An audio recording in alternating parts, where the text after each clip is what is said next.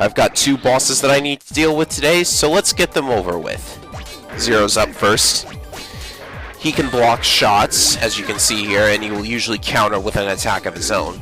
His attacks include an uppercut, that swirly whirl thing that was probably taken from X5, and the 3-hit combo. That is most definitely not what a 3-hit combo from X4 would have looked like.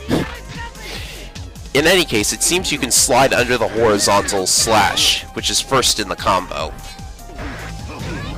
And that's pretty good for getting away from him, because he likes to use it right after teleporting behind you. So this isn't really a fun fight because Zero's so huge and you only have so much space to work with. Dodging isn't very easy. Needless to say. There's another reason I don't particularly like this fight, however, and that is because after you get him down to about 1/3 of his health, yeah, he can do this. And I have no idea how you're supposed to avoid that. So what we're going to do is use a very cheap trick in order to beat him without getting hit. First, waste all of your battle chips until you have nothing but the chips needed for Z Cannon left. Load them up, and then wait for the custom gauge to fill before going into the portal. This way you have 2 free Z Cannons and you can use them one right after the other. Again, it's very cheap, but I can't fight him in the net battle simulator, so I see no reason not to do this. Also, be sure to pick up that chip because it's one of a kind. And since this is the only time you fight him, if you miss it, you're done. Can't get 100% completion.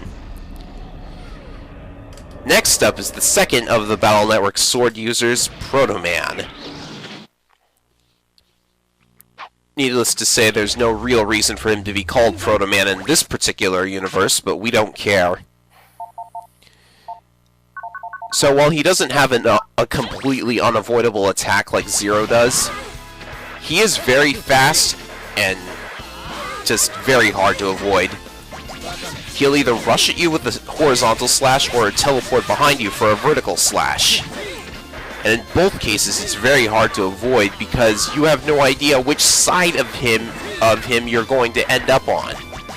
You could wind up sliding right in front of him in order to crash into him, and I don't think you can get between his legs either. As you also saw, whenever he blocks one of your hits, a shockwave comes out, like with the guard chip. And when he's down to 1/4 of his health or so, he will sometimes do that. Okay, I take it back. That is almost unavoidable. We don't want that attack to come out, so we're going to have to end this as quickly as possible, as usual. Also, as usual for this game, we're going to use another cheap trick in order to beat him without getting hit, because this game has horrible boss design.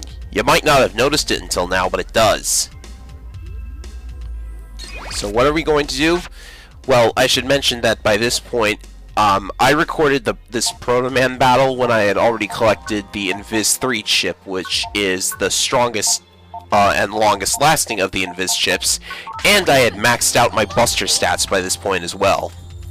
So after hitting him a couple times with M cannons, excuse me, we're going to shoot him with fully charged shots, and those pack a lot of damage and also don't cause any recoil, so he doesn't get any invincibility frames.